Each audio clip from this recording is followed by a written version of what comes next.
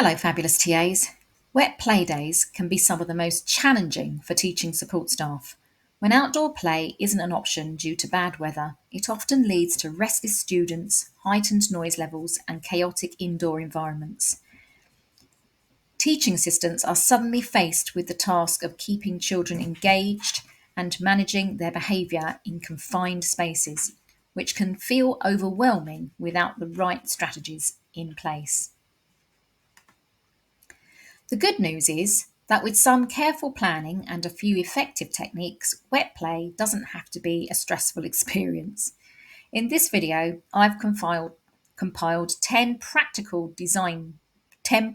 tips to designed to help you maintain order, promote positive interactions, and create an enjoyable indoor play environment. These strategies will not only keep children engaged, but also ensure that the sessions run smoothly, leaving you feeling in control and the children happier and better behaved. Okay, so wet play tip 1. Pre-planned activities. Prepare a selection of activities in advance to suit different interests and energy levels. You can have a mix of quiet, so puzzles, colouring, board games, etc., and active, so Lego, construction, etc. options. Use a visual schedule to help children know what is available. Keep activities varied but simple enough that they can be done independently. Most classrooms in schools I've worked in have a cupboard or a crate that contains all their wet play resources to make it easy to set out when needed and quick to put away again. And a tip is to always have a backup plan if an activity doesn't engage the children as expected. Flexibility is key. Wet play tip 2. Clear rules. Set a few simple, positively phrased rules, so something like use indoor voices rather than don't shout, and share materials, that kind of thing. Display these rules in the room and review them before playtime begins. Use visual cues for younger children, non-readers, children with English as an additional language, and autistic children. And a tip for this is to reinforce the rules by providing consistent reminders and modelling the behaviour yourself.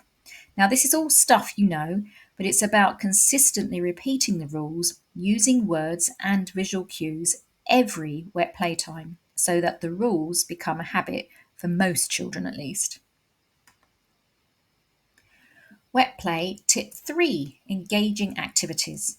So choose activities that cater to various interests. Crafts for creative children, construction toys for problem solvers, or interactive games for those who enjoy collaboration.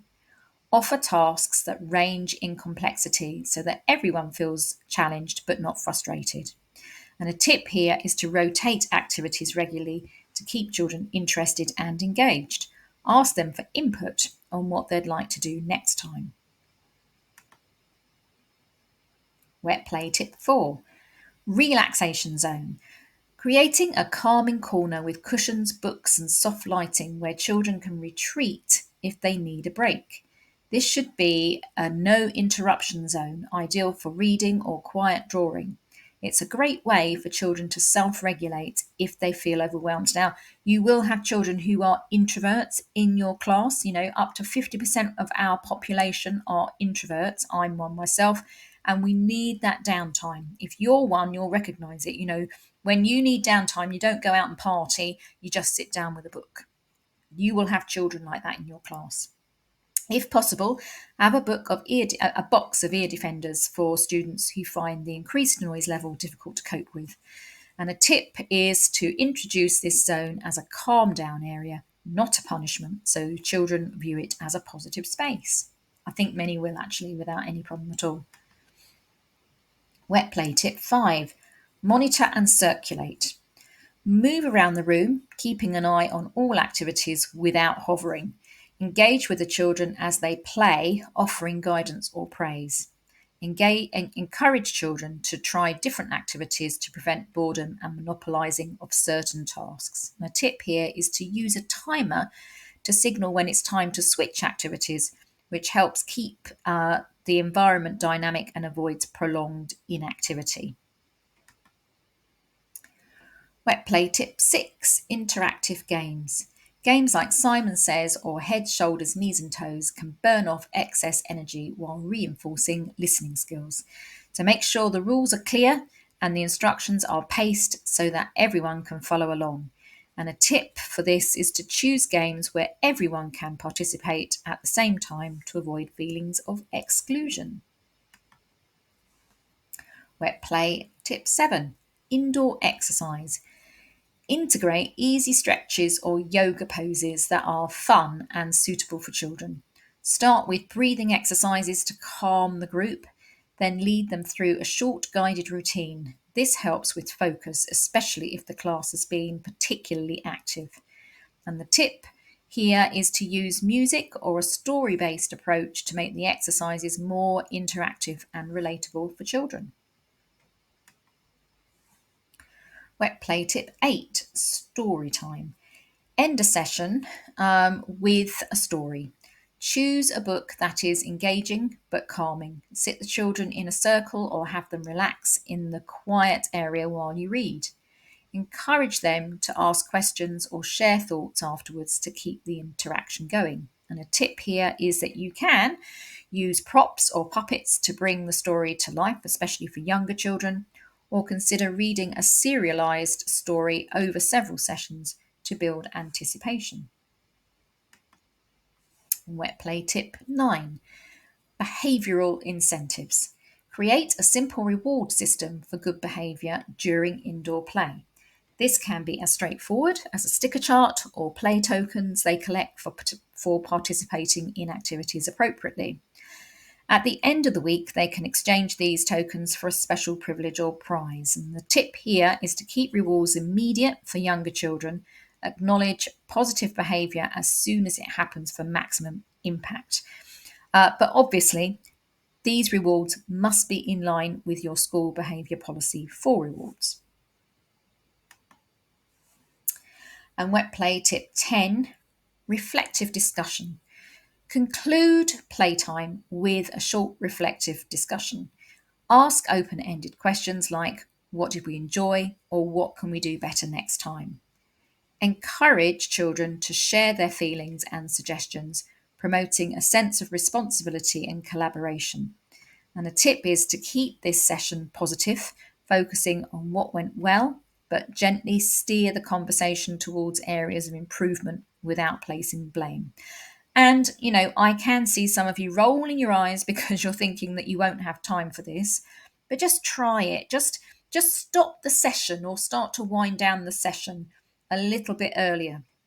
Because if this is done consistently, it can really help children understand what your expectations are for their behaviour during wet playtimes. And that essentially will make it better for you as well as them. Finally, approaching wet playtimes with a positive mental attitude can make all the difference. So instead of dreading the inevitable chaos, viewing it as an opportunity for creativity and connection can transform the experience for both you and the children. A positive mindset helps shift the focus from the challenges to the possibilities, offering the chance to engage students in new activities, fostering teamwork and modelling resilience. So, by embracing wet play with enthusiasm and confidence, you can turn what might feel like a tricky situation into a rewarding and enjoyable experience for everyone involved, which is much, much better than it being sort of fraught with issues. That then means that they go into their next lesson in a much, much better mind frame. And so do you.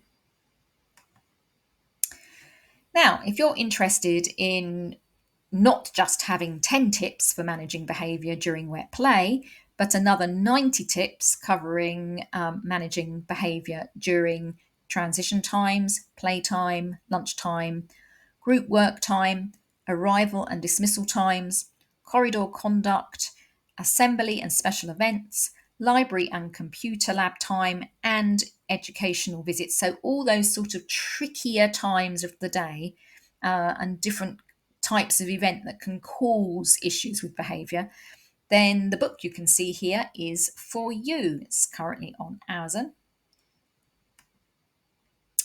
Now, it's primarily a notebook with over 100 pages that you can use for your daily and weekly to-do lists, for jotting down workshop and seminar notes, as a reflection journal, for time management, as a resource repository, for meeting notes and lesson plannings.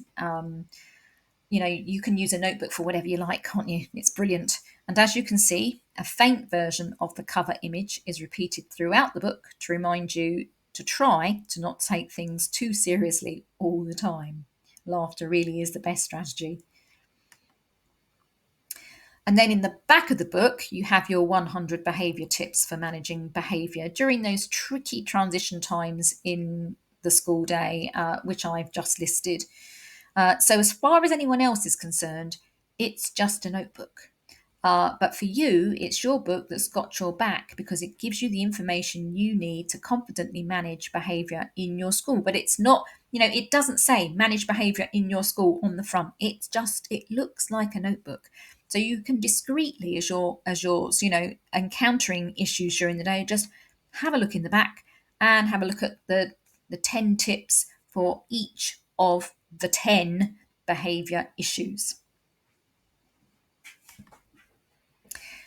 And I've also given you some really useful information about how visual aids can be used to help you manage behaviour more easily, because there's a lot of children, if they can see something in a visual way, it helps them understand what it is you're trying to achieve more than when you say it. Some children don't process language as well as others.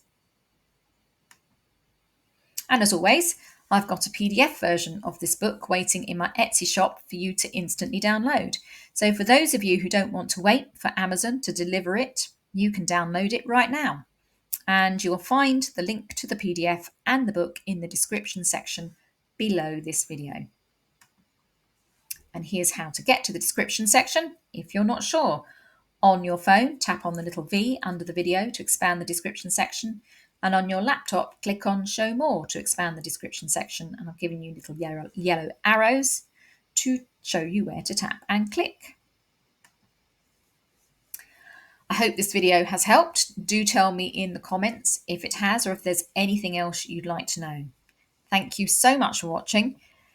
Please give this video a thumbs up to subscribe to my channel so that you know when I've created a new video to help TAs and teaching support staff, whatever it is you're called, work at your most confident best. Liking this video and any other of my videos really helps to push it out to other teaching support staff, and I'd very much appreciate your support with that, please. Thank you. And don't forget to check out this invaluable book and PDF in the description section below. Thank you so much for your support, and see you next time in another video.